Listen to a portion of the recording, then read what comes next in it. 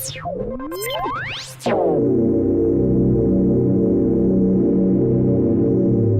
first person that I would like to welcome on stage is Dr. Henning Krüger. Hello. Thank you very much. Hello. Thanks for coming. And you work in the IT department, right? So that is maybe even less expected to be the hub of innovation. But we're gonna talk in just a minute. We're gonna watch a video first of EnBW, and then you can talk me a bit through how you innovate and what opportunities you see in the Internet of Things.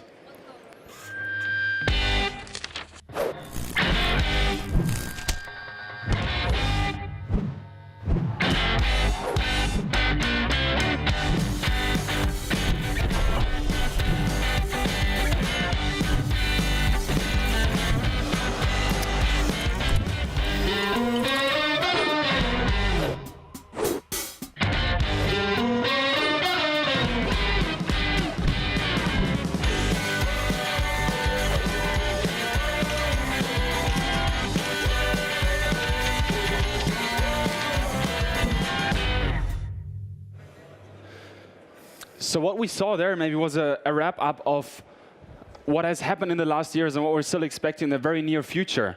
But I'm hoping that you can take us even a step further. And maybe just to start us off, what actually motivated EnBW to come here to Coda and even take a booth at this very hall? Thank you very much. Yeah, I understand this is an innovators campus. This is about startups. This is about innovation. So I think the first thing that I have to give to you is something which we can offer to you. And as you've seen in the film, the main thing we can offer to you is a large problem. The second thing I can offer to you is actually a lot of asset and a lot of data. Let me explain to you what that is and what might be in it for you. When you look on the energy system that we have seen here right now, the energy system in the film, you've seen it, is turning over. It's totally transforming. It has been in the old world, big coal power plants burning centrally in large power stations, a lot of coal, and we are sending out the energy out to the customers, to the 5 million customers we are serving. In the future world, we cannot continue to burn actually coal. We cannot continue to use nuclear power in the same way that we have done in the past. Energy will become decentral. You're seeing this today in a lot of places. There is photovoltaic, there is wind out there are smart homes out there. Our main task at EnBW is actually to balance the production side with the consumption side. So when you look now forward, what is going to happen? We actually need to completely change this energy system.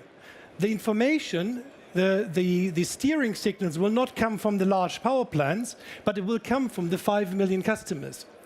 And we are here actually to discuss with you what kind of ideas you have in helping us to solve this problem about the energy system by working together with us, with the assets, with the information that we have. So the big problem that you're pointing out is to get the right capacity, right? So the right amount of energy at the right time to the customers. Right. And that is something where data might, of course help, right? During peak time, when everybody's watching the World Cup, you don't want any screen to go dark. That would be a disaster obviously for the people and very difficult for you as a company. So if I understand correctly, what you're doing so far, probably you're over budgeting a little bit, putting more energy or offering more energy. But with smart grids, you could really get to a point where you become that efficient that you could see how much energy is used and only produce that much energy or store Absolutely. The other energy, right? So that is a pretty exciting vision. Absolutely. Just why are we confident that we can solve this problem? We can solve this problem not by installing another big power plant, but we can solve the problem by making use of the information and the data that we have. I would like to give you an example. When we look on tomorrow's sky, tomorrow morning actually, there is the total eclipse or the eclipse of the sun. That will actually turn off about 10 gigawatt, which is 10%, 15% of the German production, by just putting a shadow on the photovoltaic installations. So that means within a quarter of an hour, we have to turn down our power plants and have to ramp them up. Normally, that would be terrible to understand how to do that. By using the right data, by understanding where the different PV stations are, by understanding how the weather condition is at that particular moment, at that particular station, we understand how much energy would go in and how much energy would go out. By understanding also how our consumers are actually using in that moment the energy, or what kind of consumers we can actually turn off at a given point of time to balance that out, we will be able to solve this. This problem is still part of the old energy system, but just try to extrapolate in a world where we just use PV or just use wind. We need to become much better about the balancing of the demand and the supply, and that is done by information technology. You just spoke about the data. Data is the key to that. Because we will have about 5 million customers out there. We will have about 1,000 installations of photovoltaic and wind, maybe 10,000. We need to understand what's going on there, out there, and use it to steer it for our business model. But also, this kind of data might be valuable to you, to offer and produce new business models which are beneficial for both of us. So I think data is actually the key to make this problem solvable. And that data would be the data that you collect, for instance, from smart meters at people's homes. Is there other kind of data? Obviously, what you just mentioned about the partial eclipse coming up. Are these the two main kinds of data? There's a lot of more data, actually. And we are just now starting to install sensors in our grids to understand the data. Again, one example. In the past, power always runs from the power station to the city or to the village, to a small village.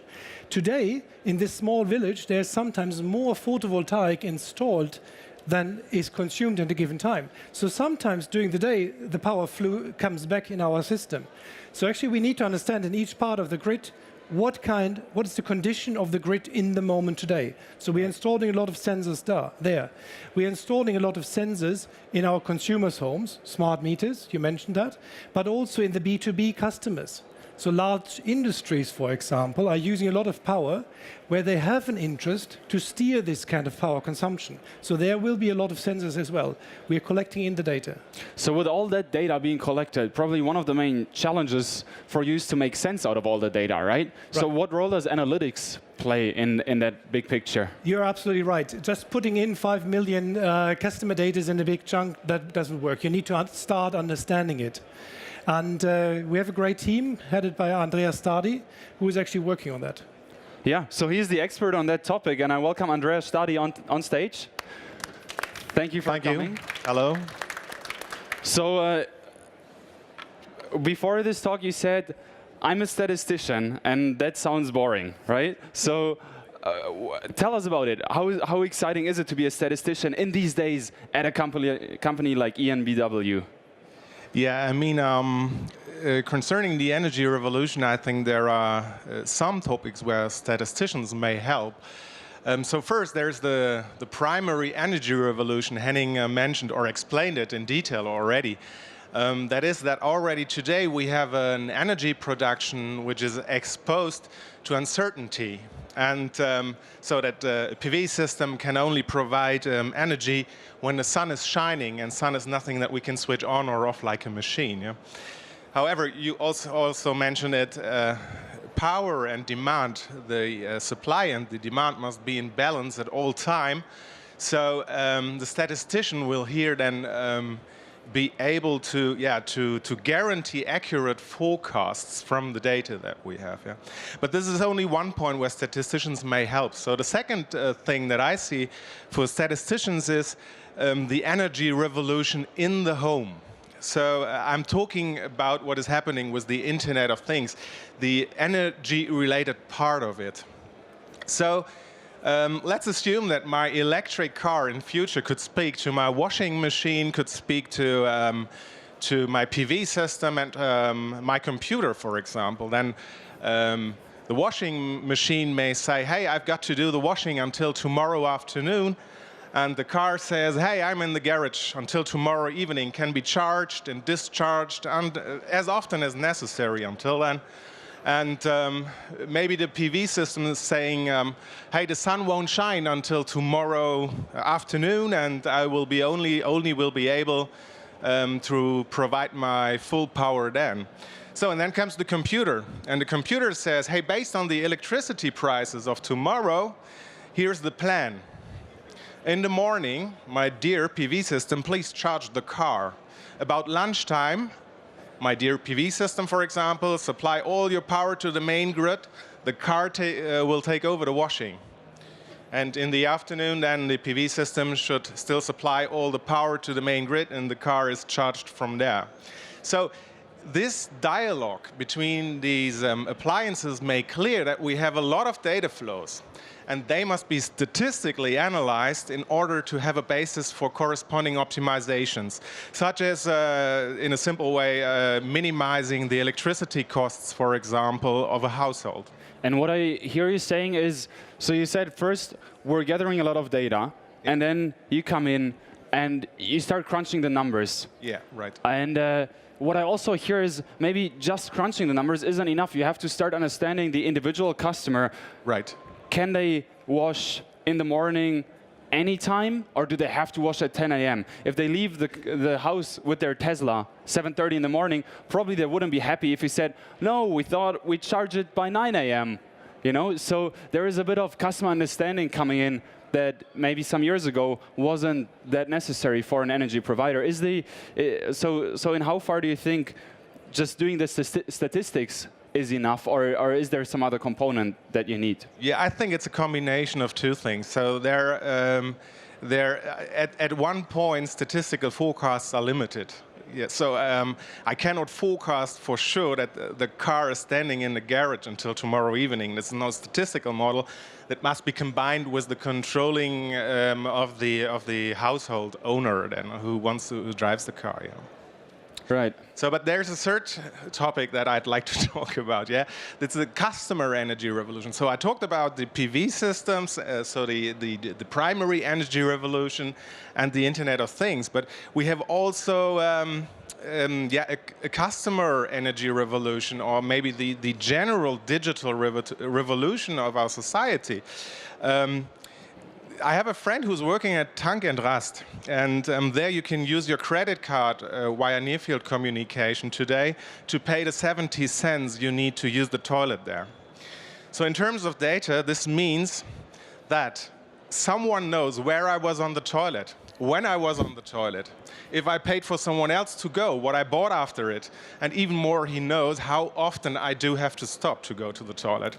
So what I'm talking about now is that very many processes in our daily life are more and more related to data. So you will agree that the process going to the toilet while traveling didn't used to have so much to do with data some years ago. But the point that I'm making here is the companies who manage to use the data produced most effectively to improve the processes will create competitive advantages. And this is, for us as energy suppliers, all the more important because we are all supplying exactly the same product, namely electricity or gas. So that is a lot of things that a statistician can do here. That's maybe one of the things also that you came to Code N for, to see what can be done with our data, right? And you ran a workshop, I understand, with some of the startups earlier today, where you said, look, this is the kind of data that we have. Let's put in your business models. Right. And what do we get out afterwards? How was that? Did you get some interesting ideas, maybe even a potential collaboration with one of the startups? How did it go? Yeah, I think so. I mean, we had about 10 people around the table, and everybody was somehow excited to work with us, and we created a brainstorming, or during a brainstorming, we created a lot of ideas, business models, where we put the things together, the data, the energy revolution in the home, and the business model idea. So it was a great workshop for us. Yeah. Were you there as well? Yes, I've been there as well. Because the interesting thing for us is we would like to invite you to join us, get connected to us. We have a problem to offer, as I've said, but also we have a lot of data and assets to offer. In the past, this assets and this data was actually locked down.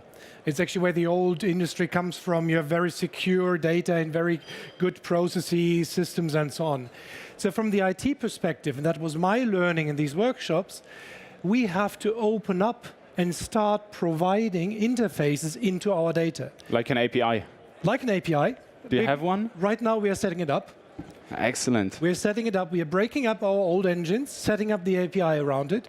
We are setting up a type of a garage which sits next to our old system, where you can actually get in, run your business models on it. When it becomes big, we move it into the factory. As long as it's small, you can work in there. So that's what we do. But also some of the things I don't know even right now.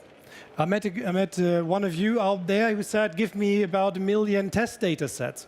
Okay, let me think about how to do that. Maybe not that easy, but nevertheless. We need to understand what you guys need in order to develop new business models. So that is actually a very interesting sessions up there at the workshops, but also in the booth.